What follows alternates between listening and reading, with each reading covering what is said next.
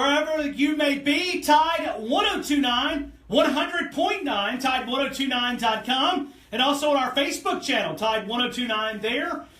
We're going live. It is a celebration day in Tuscaloosa, right? Coach Saban, statement, Steve Sarkisian leaving and heading to the Atlanta Falcons. Good riddance, man. Get the heck out of Dodge. If you don't want to be here, we don't want you here. I still think you stabbed Nick Saban in the back, but that's okay. We're going to talk about it all afternoon as we move forward. Got a big lineup for you. We'll talk to Mike Detillier coming up in just a couple of minutes. Have a chance to feature him coming up at 2:15. Cecil Hurt at 3:30. Also Rodney Orr at 4 o'clock. And then we'll go to Casey Joyner from ESPN coming up at 5:30. But we're going to cover it right here. The big news today, we get a press release. We appreciate all that Coach Sarkisian did for our program. What did he do? I'm questioning Nick Saban here. During his time here, he leaves 0-1. Saban's not really saying that. He's an outstanding coach. We wish him the best. In his new role as the Atlanta offensive coordinator, as always, when we have an opening on our staff, we will use it as an opportunity to go out and hire the best coach available. End quote. That was Nick Saban. I think it's a reason to celebrate around here. I think we need to have some music to get ready for celebration. A little celebration music. Everybody's hitting the panic button. Do you not believe in Nick Saban? I can report from Tuscaloosa it's rainy. Clouds lingering over Tuscaloosa. But it's okay. If the guy doesn't want to be in Tuscaloosa, I don't want him to be in Tuscaloosa. We need a guy that's 100% committed. And judging from one sample size, it's only one game. I gave him a mulligan because he installed something very, very quick. I gave Sark a mulligan for that national championship game. But if that is a mirror of what everything else is going to look like, then maybe there's not that much difference between him and Lane Kiffin. But Nick Saban will go out, and he'll hire the best name possible. I hear all the names. Come on, stop it. Stop it. Chip Kelly, Tuscaloosa? Really? Really? No. But everybody's got the foundations cracked. Everybody's got everything that's hurting in Tuscaloosa. We're going to be okay. According to what I've been able to confirm, we're going to play football. No, we're literally going to play football coming up against Florida State. We're 30 days away from spring practice. I will tell you something kind of funny. This is talk radio for you. All morning long, I prepared a program. And I went through and I cut up audio clips and just got things to confirm. Went through, had a great guest lineup, pretty much had to cancel most of those guys. I planned to show what was the biggest question going into spring practice. For today's 30 days. We're 30 days away from spring practice. What was the number one question going into spring practice? Was it quarterback? Was it the alpha dog on the defensive side of the football? What was that biggest question? Well, I'll tell you what the biggest question is. Who's going to be the offensive coordinator? Mike Locksley, that name has been thrown up quite a bit. I'm not really sure that I'm there with Mike Locksley because I think you got to remember, Nick Saban does a lot of things because it's based on recruiting. I think Mike Locksley is a sharp individual, a sharp OC, would be. But I don't know if that gives you that wave that you need to ride if you're the University of Alabama into that splash and grab the attention. Alabama's got to go out and get a big name. And I think Nick Saban will do that. He can have his pick. As I was driving in today to the radio station, I noticed there was a line of coaches lined up down University Boulevard. It went down to 359, back to the interstate, about 3 miles long of just resume. Hey, coach, here's my resume. Nick Saban will not have trouble like that joke of a team across the state had trouble finding an offensive coordinator, and they had to go out and hire Chip Lindsey. He will find a quality offensive coordinator. Now, here's the big question to me, is where does Alabama want to go? And let's paint this hypothetical here for a couple of minutes. Okay, I read the reports out here that Saban and Sark had a dispute. They disagreed on a couple of different things, and this was mutual. Okay? Mutual. All right?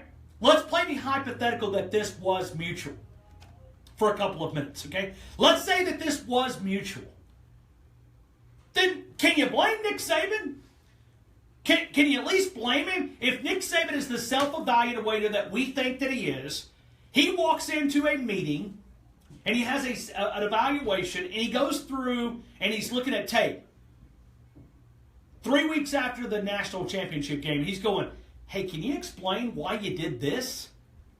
You got a quarterback that's struggling and you're asking him to do things that he's not comfortable doing?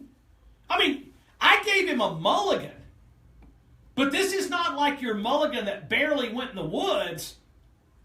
This mulligan was like way in the woods. Like, you don't even want to go retrieve the ball. You just want to drop it right here. There was a lot around that game plan that I didn't understand. But I was giving him a mulligan, right? He didn't have enough time to prepare. Lane Kiffin left Alabama in a bad situation, or Nick Saban fired him. Whatever word you'd like to use, I'll use the word fire. But it was one of those situations where you go back and you help us understand Sark. I mean, there was a couple of moments in that game that you're like, why did he do that? What happened there? Why? Why? I mean, what was that? So when you start looking at it, I mean, maybe Nick Saban did an evaluation. You know, I've been talking to you guys about going back to the championship game and watching it. One day we're going to plan that. We're all going to watch the championship game one day, and the next day we'll come back and discuss it. We'll all just line it up. This is championship day again. We know the outcome, but there's so many discussion points. I mean, there's a lot of calls in that game. You know, I think somebody that helped us understand it last week was Mike Johnson, who's a part of our Tide 102.9 pregame show, and said, you know, there was a lot of us. And I've got a bank full of text messages from former players. What are they doing?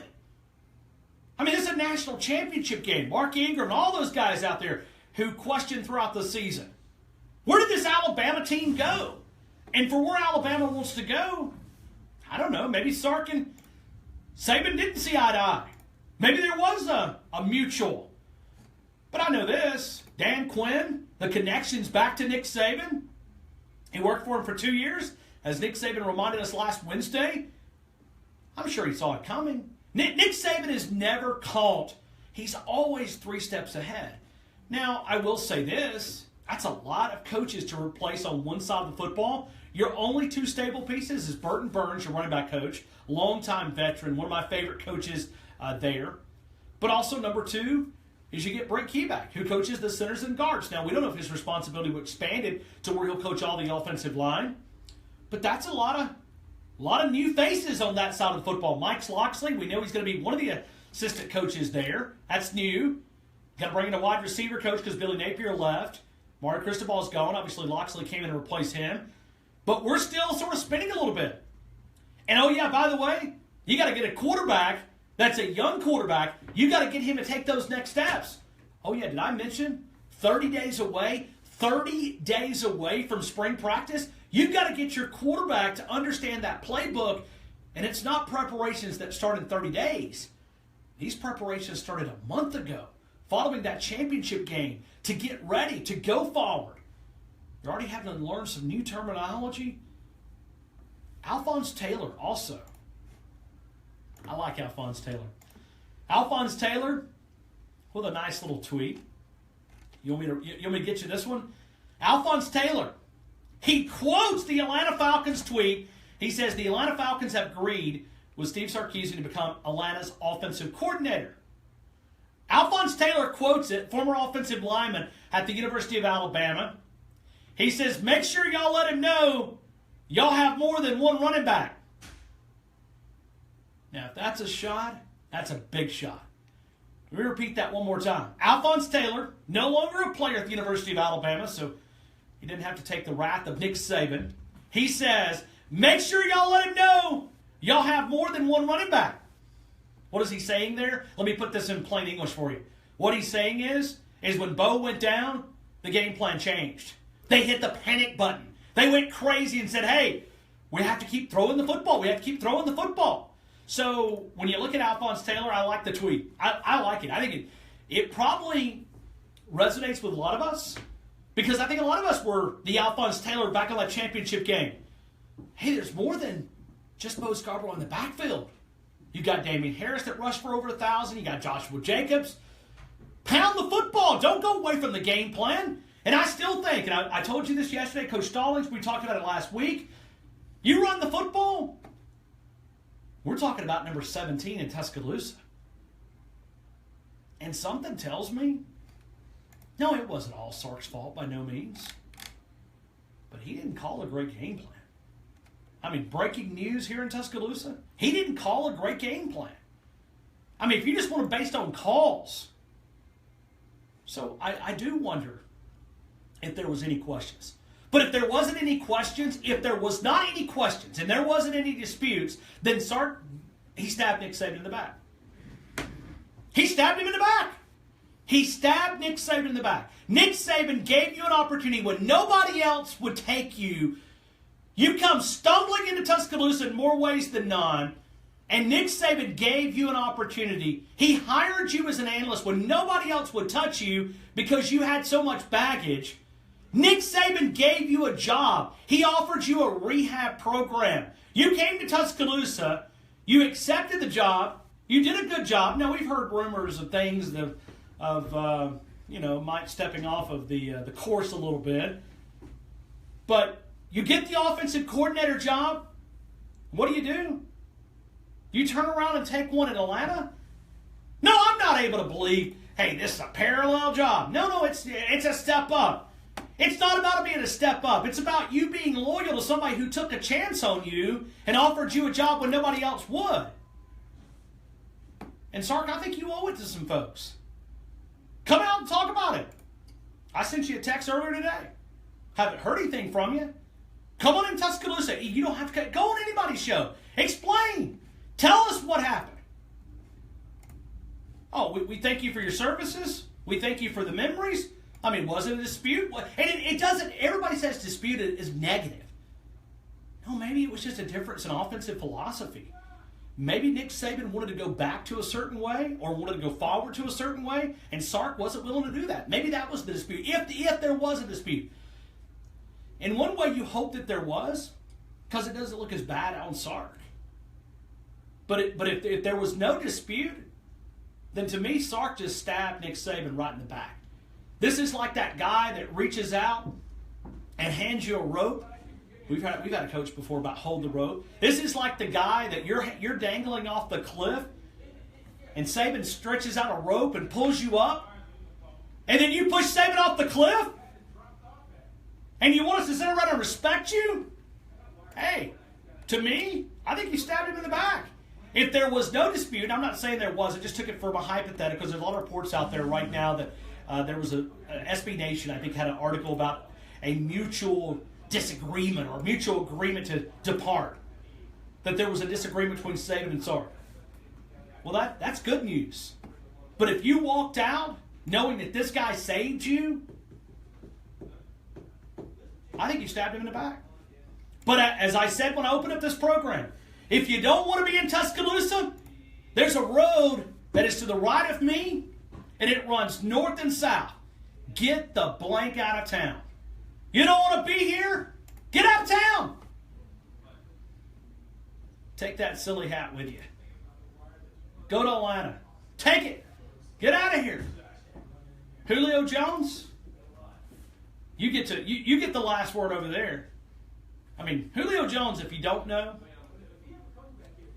he's not only a former player, but you got these former players that are big fans. Like Mark Ingram. He's a gump. Mark Ingram is a gump. Like, he cannot control himself. That's why you see him on Twitter going off, run the ball, run the ball, run the ball, power. Mark Ingram, he's a former player, but he's like this big, passionate Alabama fan. Julio Jones the same way. He's going to be my new offensive coordinator, and you just stabbed my coach in the back? You just kicked him? He offered you a rope? How's that first meeting going to go? Now, Julio Jones is a professional. He'll handle it the way it needs to be handled. What'd you do? Did you pee on my coach? What'd you do to it? I mean, that's a guy that, as we've heard a couple of days here, I respect him. Why? He gave me a chance. Mike Detillier, we'll give him a chance to talk about it. Guy that understands football. We'll talk to Cecil Hurt coming up at 3:30. I have a chance to talk to Rodney Orr coming up at 4 o'clock. And then we'll also have a chance to talk with Casey Jordan a little bit later. We'll take phone calls. I'm really excited to hear your reaction. You sort of got my opening monologue there. But I look forward to hearing you on Twitter at The Game on 1029, at The Game on 1029. Also on our Facebook account. Put your comments below. What do you think about Sark leaving? We painted 2 photos out here. Did he stab Nick Saban in the back? Or maybe there was a dispute. How do you look at it? Give me your opinion. I'll take those on Twitter, and I'll take those phone calls coming up in about 15 minutes. Mike Detillier coming up next, right here on The Game in Tuscaloosa. Tide 1029, 100.9, the home of Alabama sports.